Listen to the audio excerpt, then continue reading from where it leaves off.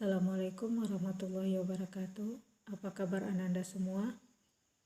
Pada pertemuan sebelumnya kita sudah membahas tentang persamaan nilai mutlak. Nah, pada episode kali ini kita akan membahas tentang pertidaksamaan nilai mutlak. Pertidaksamaan nilai mutlak. Seperti lazimnya pertidaksamaan, maka kita akan bertemu dengan tanda besar, besar sama, kecil, dan kecil sama. Untuk menyelesaikan pertidaksamaan nilai mutlak, ada dua cara yang bisa kita lakukan. Yang pertama adalah dengan menggunakan definisi nilai mutlak. Sesuai konsep nilai mutlak yang sudah kita pelajari, yaitu maka berlakulah sifat bahwa untuk mutlak X kecil A, maka min A kecil dari X kecil daripada A. Untuk mutlak X kecil sama dengan A, maka min A lebih kecil atau sama dengan X kecil sama dengan A.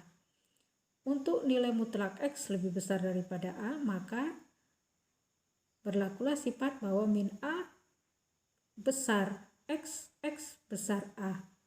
Dan untuk mutlak X, ya, mutlak X besar sama dengan A, ya, ini bukan ini dia, mutlak X besar sama dengan A, maka berlakulah sifat bahwa min A besar sama dengan X besar sama dengan A.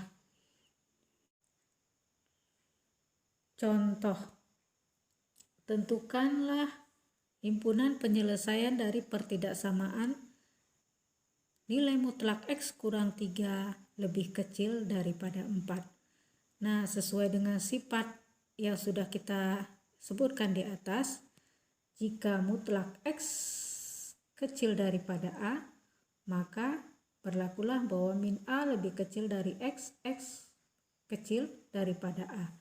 Jadi untuk seperti ini mutlak X, ya, kurang 3 lebih kecil daripada A. A-nya adalah 4. Maka berlakulah sifat seperti ini. Bahwa min 4 lebih kecil dari X kurang 3 lebih kecil daripada 4. Nah, untuk menghabiskan, ya, kita sederhanakan. Untuk kita habiskan min 3-nya di sini, X kurang 3 ini kita habiskan minus 3-nya dengan menambahkan ketiga ruas. Ya, ketiga ruas ini dengan positif 3, sehingga nanti minus 3-nya habis. Jadi min 4 ditambah 3 adalah min 1, X kurang 3 ditambah 3 adalah X, kemudian 4 ditambah 3 adalah 7. Maka diperolehlah himpunan penyelesaiannya adalah X terdefinisi sebagai min 1 lebih kecil daripada X kecil 7. Oke. Nah, cara kedua untuk menyelesaikan pertidaksamaan nilai mutlak, ya, ada cara kedua yaitu dengan mengkuadratkan kedua ruas. Ini cara kedua, ya, dengan mengkuadratkan kedua ruas. Untuk mutlak X kecil A, maka X kuadrat lebih kecil dari A kuadrat. Untuk mutlak X kecil sama dengan A, maka X kuadrat kecil sama dengan A kuadrat. Untuk mutlak X besar A, ya, untuk mutlak X besar A, maka X kuadrat lebih besar dari A kuadrat. Kemudian untuk mutlak X besar sama dengan A, maka X kuadrat besar sama dengan A kuadrat. Contoh, tentukanlah himpunan penyelesaian dari pertidaksamaan X mutlak X kurang 3 kecil daripada 4. Di sini Ibu mengambil contoh sama dengan contoh yang pertama. Kenapa? Supaya kita bisa membandingkan dengan cara pertama atau dengan cara yang kedua ini apakah sama hasilnya, ya. Kita lihat, ya. Tentu harusnya memang sama hasilnya karena dia ada dua cara. Tentu dengan cara apa saja hasilnya adalah sama. Sekarang kita lihat benarkah hasilnya bisa sama? Tadi dikatakan bahwa mutlak X, Ya, mutlak X kecil daripada A, maka X kuadrat kecil dari A kuadrat. Maka untuk ini juga kita berlaku ya. Mutlak X kurang 3 kecil 4. Maka di sini kita kuadratkan kedua ruas ya. Kita kuadratkan kedua ruas. Maka dia X kurang 3 kuadrat kecil dari 4 kuadrat. Setelah kita kuadratkan maka didapatlah X kuadrat kurang 6X ditambah 9 kecil 16. Dari mana? Dari X kuadrat 2 kali X kurang 3 kali 3 adalah min 6. Kemudian 3 kuadrat adalah 9. Lebih kecil daripada 4 kuadrat adalah 16. Sehingga didapatlah X kuadrat kurang 6X kurang 7 lebih kecil daripada 0. Kemudian persamaan yang ini kita faktorkan, bahwa didapatlah X kurang 7 dikali X tambah 1 kecil 0. Nah, setelah kita faktorkan, kita buat garis bilangannya. Nah, di sini X min 1, di sini X 7. Ya, X tambah 1 sama dengan 0, maka X sama dengan min 1. X kurang 7 sama dengan 0, maka X sama dengan 7. Ya.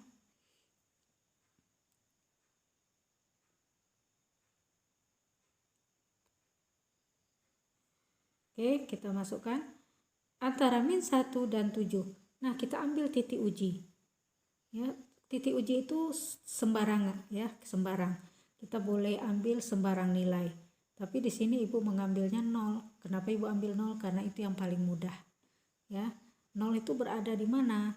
Nah, 0 itu berada antara min 1 dan 7. 0 bukan di sebelah sini, tapi 0 adalah di sebelah sini. Ya, disinilah titik 0. Maka kalau Ibu ambil titik ujinya 0 dan kebetulan 0 itu berada di antara min 1 dan 7. Ya, disinilah 0 itu. Nah, karena di sini yang Ibu titik 0 itu, maka yang diuji adalah daerah antara min 1 dan 7. Ibu masukkan nilai 0. 0 kuadrat. 0 kuadrat adalah 0. Kurang 6 kali 0 adalah 0. Kurang 7. 0 kurang 0 kurang 7. Hasilnya adalah kurang 7 atau min 7. Nah, min 7 hasilnya. Maka di sini berarti adalah minus. Maka di titik uji 0 tadi hasilnya adalah minus. Ya, berarti titik 0 antara min 1 dan 7. Maka di sebelah kanan 7 biasanya itu kalau di sini negatif, di sini positif, dan di sini adalah positif. Tapi nggak ada salahnya kita uji juga, Ananda. Kenapa? Karena kadang-kadang ada beberapa soal yang ada soal-soal tertentu yang titik ujinya itu berimpit ya, misalnya di sini negatif, di sini negatif juga. Jadi nggak ada salahnya kita uji. Tapi biasanya memang kalau di sini positif, di sini negatif, di sini positif. Kalau di sini positif, di sini negatif, di sini negatif ya biasanya. Bu bilang ada soal-soal tertentu ya, makanya nggak masalah kita uji. Jadi kalau di sini setelah 7 berapa? 8. Setelah 8 9. Jadi boleh kita ambil sembarang titik, kita ambillah 8. Kita masukkan ya. Nah, di sini bisa juga tadi 8 kurang 7 1 ya, 8 kurang 7 1, 8 tambah 1 9. Jadi 1 kali 9 9, berarti 9 adalah positif. Maka benar di sini adalah positif. Nah, menguji 0 tadi juga boleh di sini ya. Boleh di sini, nggak mesti di sini kita menguji, nggak mesti di sini, nggak mesti di sini, boleh di sini. 0 kurang 7 0, 0 tambah 1 1, min 7 kali 1 adalah min 1, berarti minus. Nah, gitu. Boleh kita ambil di sini mengujinya, boleh di sini. Nah, sekarang kita sudah dapatkan garis bilangannya seperti ini ya. Sekarang sudah dapat garis bilangannya seperti ini. Nah, positif, negatif, positif. Nah, sekarang yang mana himpunan penyelesaiannya? Kita lihat soalnya. bahwa X kuadrat kurang 6X kurang 7 lebih kecil daripada 0. Kecil 0, berarti kecil 0 berarti daerah yang mana tuh? Yang lebih kecil daripada 0, tentu yang daerah yang negatif. Maka inilah yang kita ambil. Nah, begitu kita arsir. Karena dia kecil, ya, karena dia kecil, maka ini adalah bulat kosong. Oke, Ananda, tapi kalau tadi ada kata kecil sama, maka di sini adalah bulat penuh. Ya. Tapi karena tadi dia kecil, maka dia adalah bulat kosong. Ya. Maka himpunan penyelesaiannya adalah antara -1 dan 7. Ya, maka -1 lebih kecil daripada X, X lebih kecil daripada 7. Dia antara -1 dan 7. Oke, kita gambar lagi, ulang. Nah, itu menggunakan cara kedua, mengkuadratkan kedua ruas. Ternyata hasilnya sama dengan kita menggunakan cara yang pertama. Nah, sekarang ada beberapa soal ada bentuk soal yang seperti ini. Nilai mutlaknya ada di kanan dan ada di kiri. Ya, nilai mutlaknya ada di kanan dan ada di kiri. Nah, bagaimana menyelesaikan yang seperti ini? Nah, untuk menyelesaikan soal yang modelnya seperti ini, ya, mutlak X di sini, ya, boleh kecil, boleh besar, ya. Di sini mutlak X juga, ya. Nah, kanan kiri nilai mutlak. Nah, untuk menyelesaikannya